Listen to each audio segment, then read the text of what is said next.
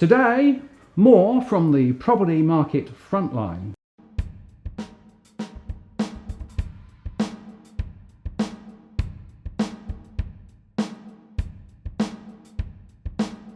Hello again, I'm Martin North from Digital Finance Analytics. Welcome to our latest post covering finance and property news with a distinctively Australian flavour.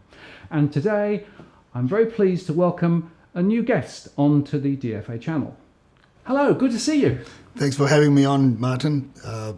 Lovely meeting you for the first time, face-to-face, met online, and love your posts. Great. Well, why don't you introduce yourself, because people may or may not recognise you. You run your own channel, your own videos and everything else, but people may not know. So who are you?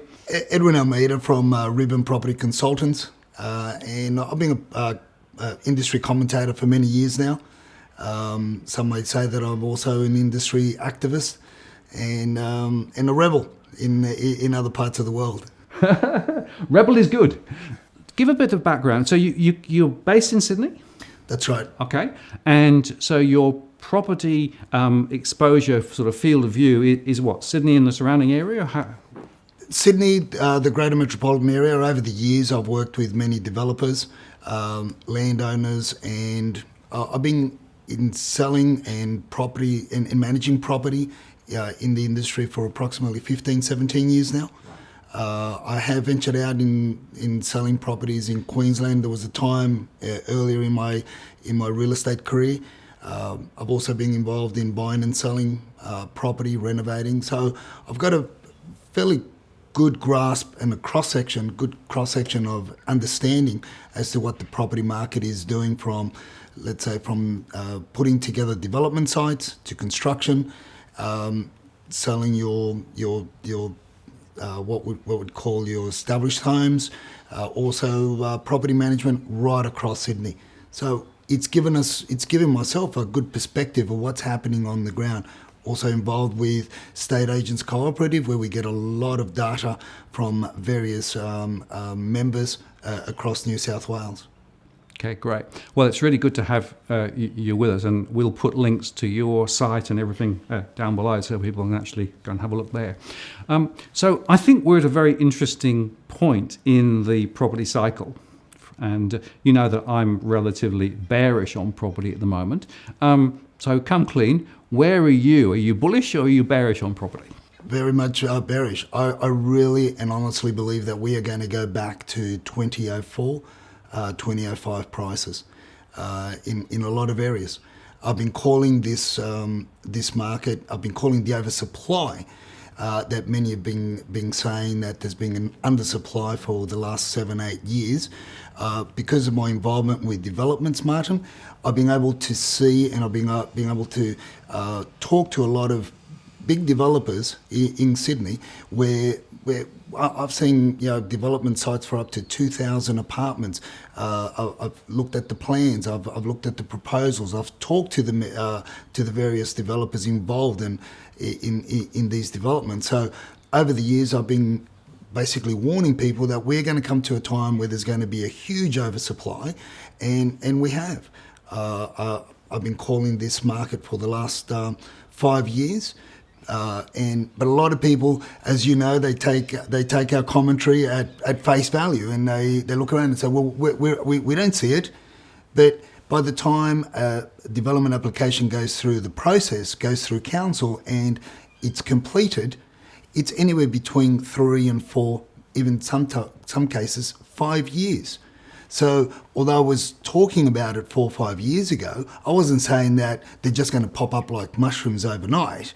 It's going to take time, and so and then you've got other factors that have delayed some of the commentary that I've made in terms of my predictions with regards to rental prices going down, or because I also talked to a lot of marketing companies, and I was very much aware of the rental guarantees. Now, the original rental guarantees that I saw that were being given as part of the purchase price in a lot of these overly populated, overly constructed areas, which properties that were being sold to the overseas contingencies, well, I was of the understanding that the rental guarantees only were carried for 2 years.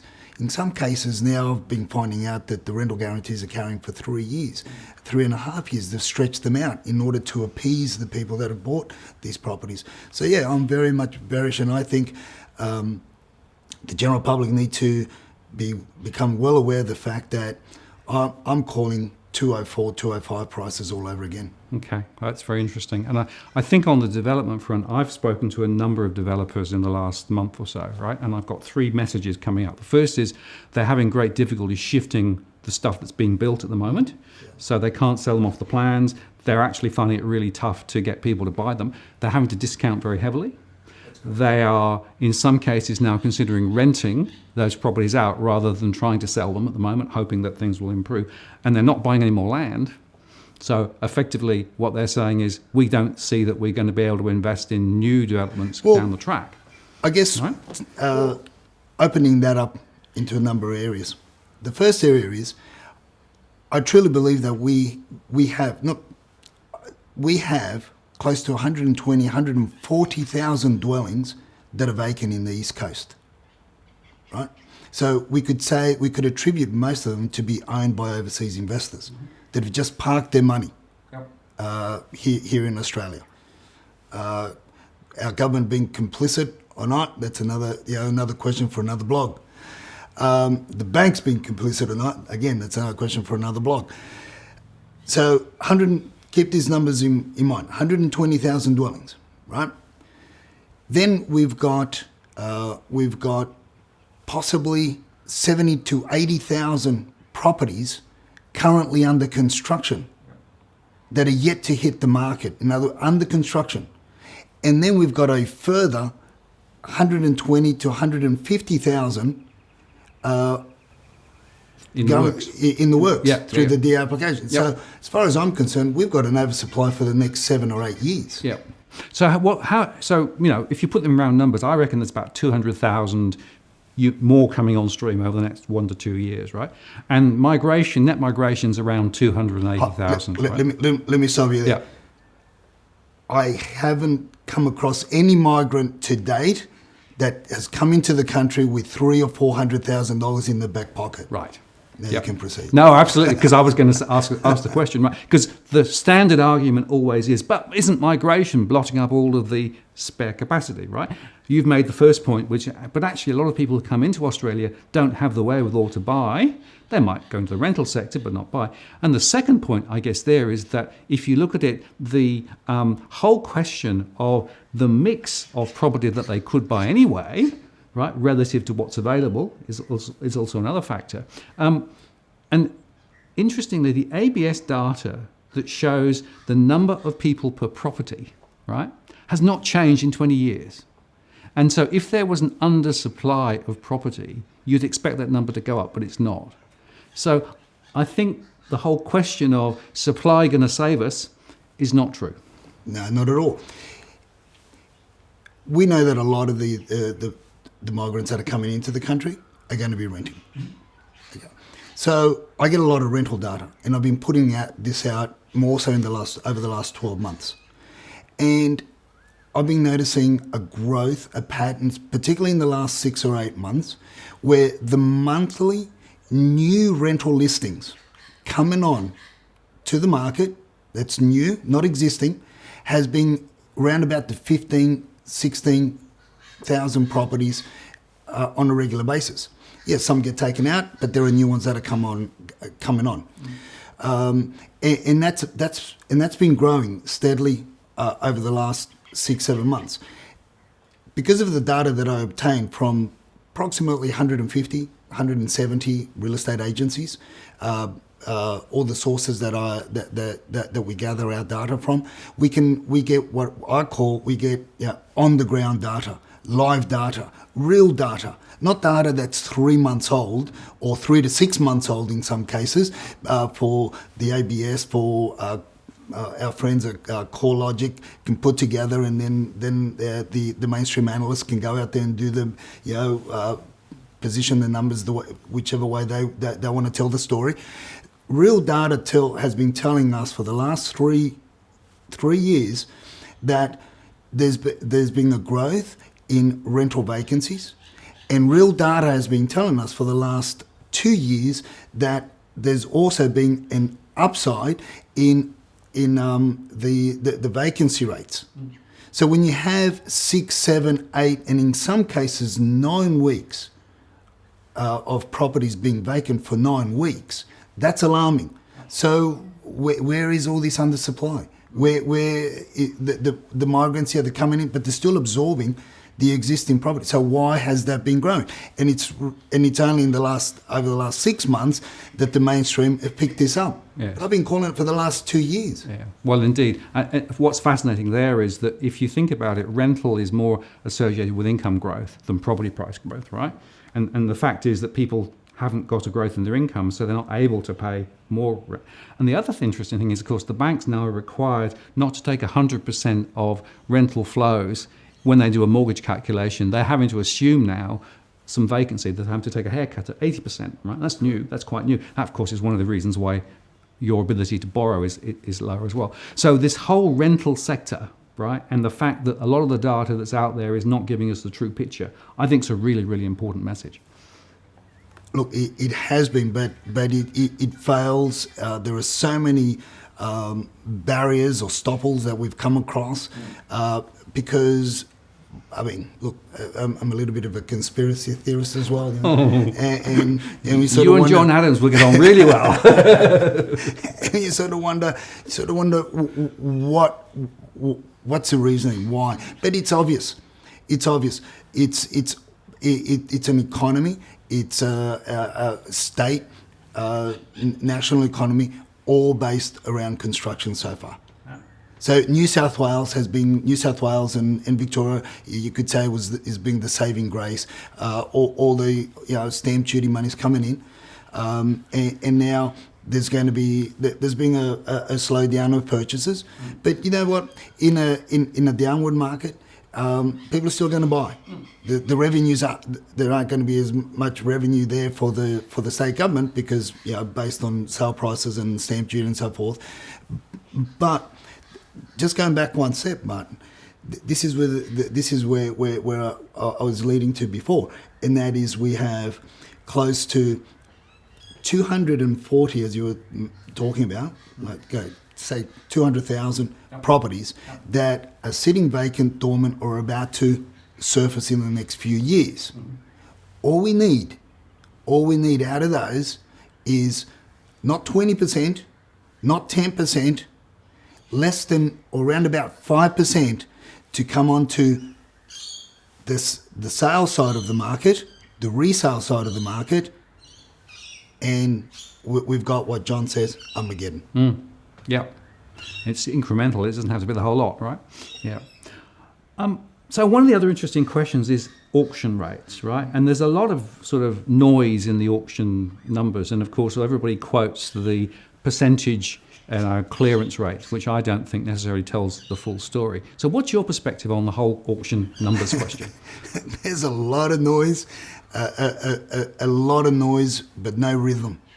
There's absolutely, it's just noise. It's just hype. Again, for over a year, I've been questioning, actually close to 2 years, I've been questioning some of my colleagues in the mainstream that put out all this, oh, look at us, how wonderful the auction clearing rates have done this, have done that. But they failed to see the underlying factor, and that is the reduction in properties actually going to market. But yet they failed to see the increase of properties actually open for inspection for the open homes. Right. And you told me an amazing number just before we started, which was what, 15,000? Close to 15,000 right. In Sydney on average, week in, week out for the last few months. Right. So what we're seeing then is increased numbers of people trying to sell, right, but a much lower number of people actually successfully selling. That's correct. Yeah. And a much lower number of people. There's a shift. Now there's a shift because let's add another factor into this to get a better picture of what's happening with auction clearing rates. My belief and my understanding, with regard to the numbers, even from 3-4 years ago. It wasn't because a property needed to go to auction or you needed to take the property to auction as a real estate agent. Okay. There are a number of underlying factors that you take into account when you're taking a property to auction. Right? And right now, we don't have such huge climb in property prices on a month in, month out basis. So we're on a downward trend. There's a lot of pressure and we're on a downward trend. Yeah. So that takes that sense of, but we don't know what the emotional side of things, what the public's going to pay for it. So therefore we'll go to auction and we'll just focus on on people's emotion rather than the logic. And that. So if that is one of the reasons why you take a property to auction, why are real estate agents taking property to auction right now? Mm-hmm. Because we got the reverse. Yep. People are fearful. So therefore, you shouldn't be. But one of the main reasons why we got agents still persisting on taking properties to auction, Martin, is because of the vendor paid advertising they get up front. Right. Okay. Because that's what's running their business. So it's the economic model of the agency structure that's creating the momentum that's still there. Yes. A lot lower. So in other words, there are lots of people who are still paying dollars across to run the programs, to run the advertising, because that's a revenue stream for them. On a failed auction or on a successful auction, you still paid the vendor paid advertising. The only difference is on a successful auction, you paid the commission on settlement. Right? On a failed auction, the agent doesn't get the commission, but they've got the vendor paid advertising up front, the VPA. Yeah. And that could be, in some instances, that's 50, 60, 70% of the overall revenue that the agent gets. Now, so we've got this for the last 7 years, particularly in the last 4 years, we've had this massive drive for agents to take property to auction, and hence the reason the numbers just grew, and now they're shrinking back because vendors are a lot wiser, because the internet has leveled out a lot of people are more educated, you could say. I've always said this in my blogs and in my posts. So if our FT or the regulators or our industry bodies, force the agents and the agencies to put another clause at the bottom of our agency agreement to say that should a private treaty sale or an auction an auction sale by auction, should it fail, the agent is to give back the vendor paid advertising. I can guarantee you that we would have less than 50% even the amount of auctions that we're having right now. Right, okay. Very interesting. So there's an economic driver that perhaps is not visible to a lot of people. And I guess the other point is that we know that time on book, as it were, is going up significantly, right? We know that the number of properties listed is continuing at a very strong rate. And we know that the number of sales are significantly down, right? And we also know from the ABS that the settlements are also, the settlement count, which is the end of the process. And I know that's noisy data, but is still down as well. So you can begin to understand what is the DNA of why prices are going down, right? Exactly. And the interesting question is, are any of those likely to reverse anytime soon? I don't believe any of those are going to reverse anytime soon, because we still have the 120,000 dwellings that are vacant. Yep. So for me, that's like we are sitting on a hand grenade. Yep. We don't know when it's going to go off. Yep. Because all it takes is something to happen overseas for these overseas investors to decide, hold on a minute, I'll take 70% of what I paid for that property right now. I'll forego 30%. I'll forego 40%. I'll even forego 50% as long as I get something out of it. That's going to set a panic. We don't need 120,000 properties in Sydney to come on the market to flood the market. We're already somewhat, already the pool is already overflowing in some areas. So all we need is, for example, in the Blacktown LGA, all we need is another 50 to 70 properties, and we'll see property prices retract another 5, 6, 10% overnight. So And this is what a lot of people don't understand, Martin, is the fact that we don't need a lot more property to come on the market to create that instability. Yep. So that's one hand grenade. The second hand grenade is the interest only, what I call the interest only investors. So these interest only investors that have got to go from interest only to principal and interest, that's another hand grenade that we're sitting on. Yep. We don't know when panic buttons. I know my colleagues, my industry colleagues and associates that I talk to on a daily basis, they tell me what they're having to go through in order to get people refinanced. I know a lot of my industry colleagues that one in particular I was talking to last week. He said, Edwin, my office has 24 listings on its books. And said 13 of those are investor owned. I just went and spoke to five people that want to sell their properties. And guess what? And he said all of them are their investment properties. So they're offline because why? They can't refinance. So that's a second grenade. And just on that, 40% of refinancings, according to my data, are now not happening. In other words, 40% are being rejected by the banks. A year ago, it was 5%. And a lot of those are those interest-only loans. But there is a saving grace, Martin. Mm-hmm. According to some of my mainstream colleagues, there's a saving grace. You can go to the second and tier banks, and you can even go to mezzanine funding, or you can do all these sorts of wonderful things. Just pass the risk. Exactly. Yeah. But all that's doing is just continuously fueling the fire. So I still don't. I was expecting the panic, what I call the investor-only panic, to start showing in our figures at the beginning of this month, but it's like everybody's trying to still juggling. And I think what's happened is that a lot of people have been waiting for the miracle, and the miracle being spring. Yes. So and what happens is I've explained to a number of people that I've spoken to. I said, look, okay, so a lot of people waited through the winter, and now they've waited for the spring. So obviously, by the time an agency sees a property, particularly if it's not managed by the same agency, it could take 2 to 3 weeks for that property to come online anyway.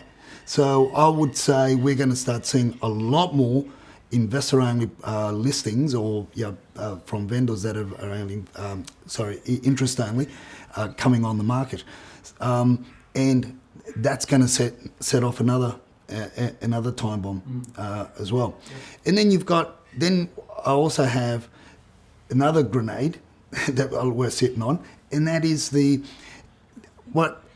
savvy investor. The savvy investors that have, they've said, we've peaked. It's peaked. We bought it for $400,000.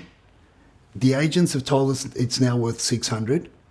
At $400,000, we were getting $500 a week.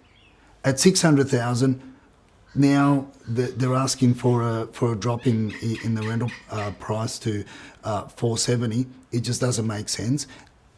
Let's get out. Yep. Let's just sell. Capitalize on what we made, and let's put our money elsewhere.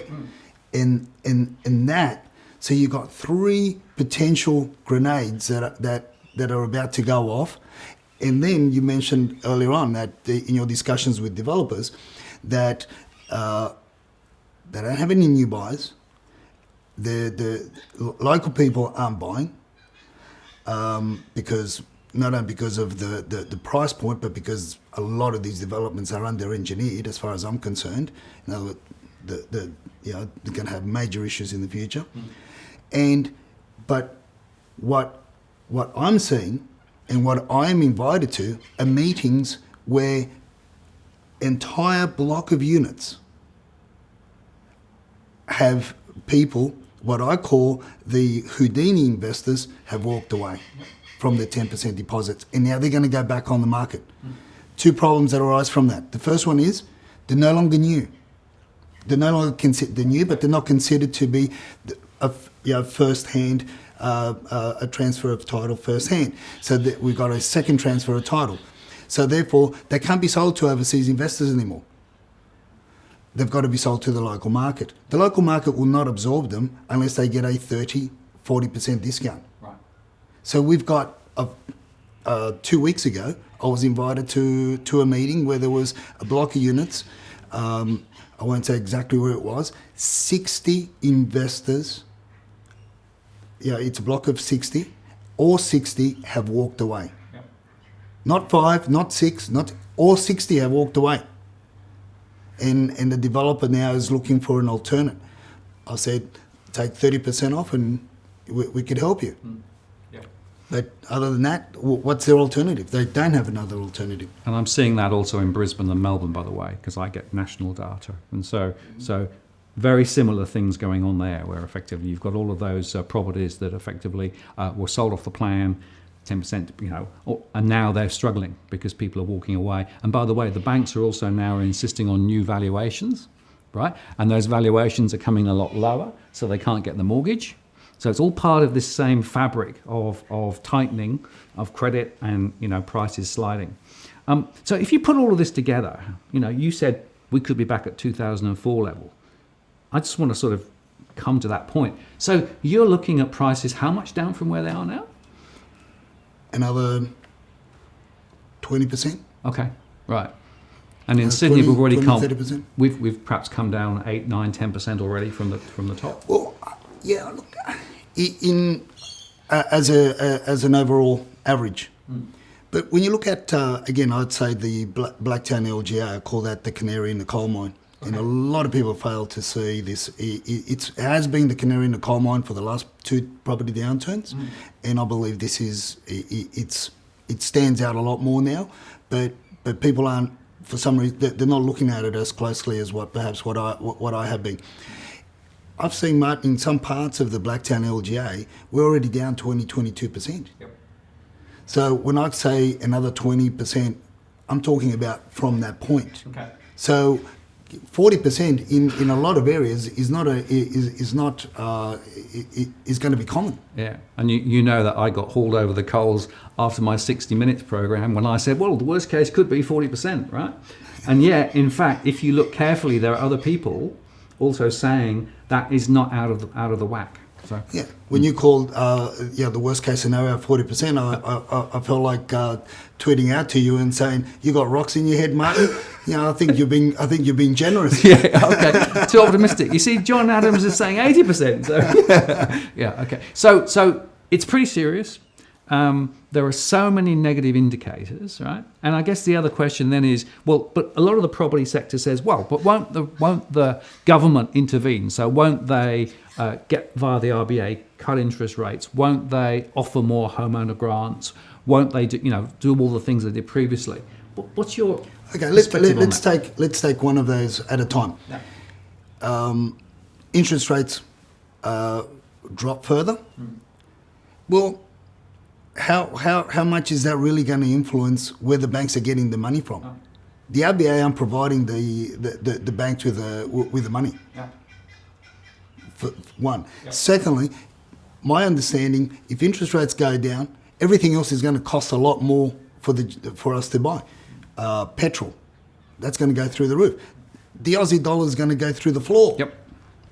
So import inflation. Yeah. Yep. So I think the RBA are better off staying where they are and just not going up or down, because damned if they do, damned if they don't. Yes. They've created this. They've got no way out. They've created an impasse for themselves. They've got no way out. Either they've got to do, but they've got to do something. Yep. Right. Yep. The sooner they do it, the sooner we know which way we're going to, whether we're going to wear a hard hat or whether we're going to go full full bunker down into to take shelter. Yep. That's with regard to the interest rate. Now, in respect to your second point was owner grant. First time government stimulus. I don't know about you, but I think the state government have already overspent on football fields, because that's what we really need. Right. right? So I don't think we can build any more football fields to create jobs, to give people more of an income right? Just being facetious there. I don't think there's any money in the kitty for any grants. All they could do is they could open our borders for international investment. Yep. But what's that going to do? I dare say, Martin, that even if they did, I think we've got to give our neighbouring countries a lot more credit than what we are.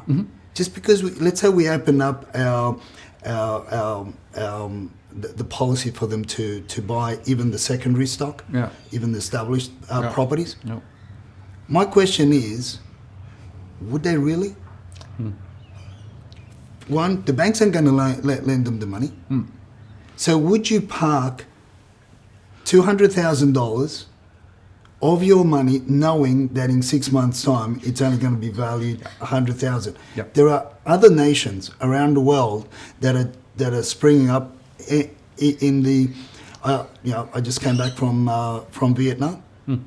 I parked my money there for the next 5 years.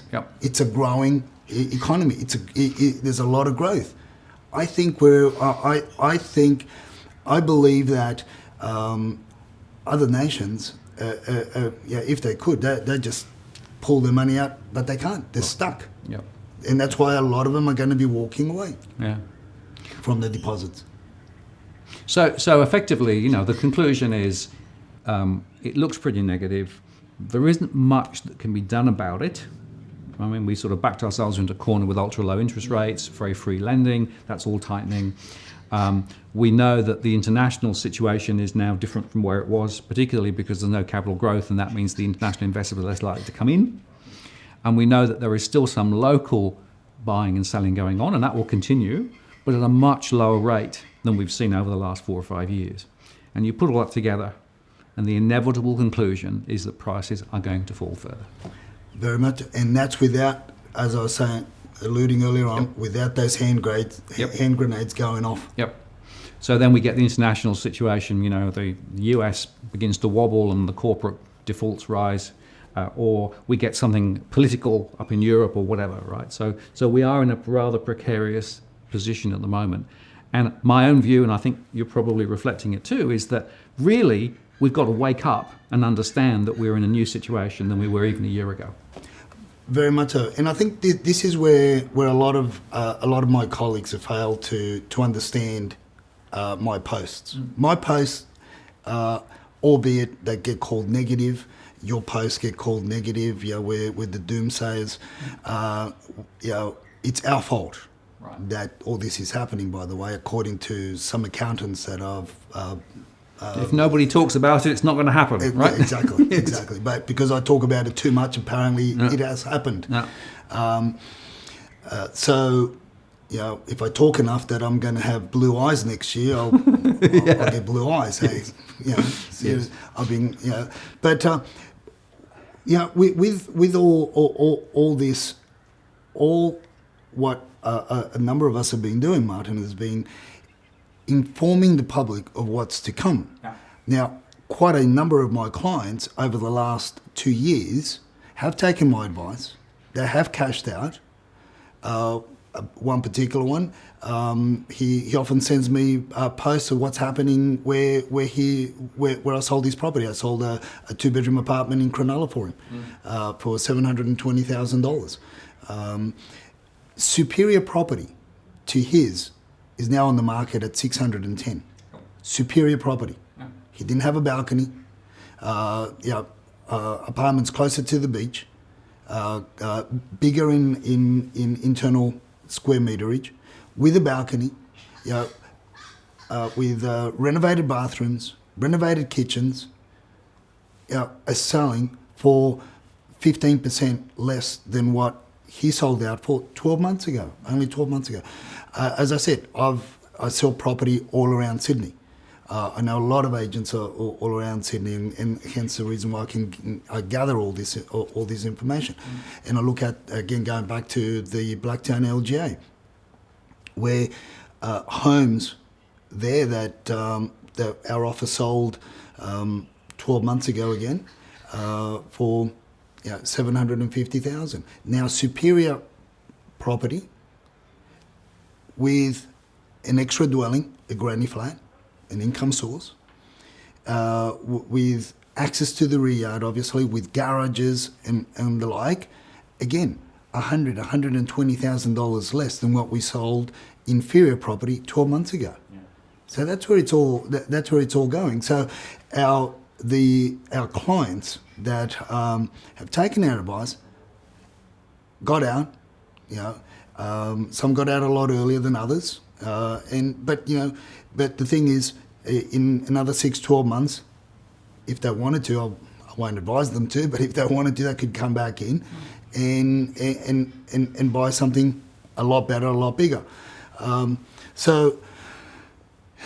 Unfortunately, our industry has labelled us as doomsayers, but it's all playing out. It's all playing out and I think timing. We don't have controls of what the government do, the stimulus that they provide. As I said earlier on, even with developers, I thought it was 2-year rental guarantees, because that's what the contracts that I did see had 2-year rental guarantees. And then now I've seen one surface with 3 years and 4-year rental guarantees. So all this is just my advice to a lot of people out there, our audience is, if you're going to sell, if you have to sell, get on a lot quicker than what you than what you can. Yeah.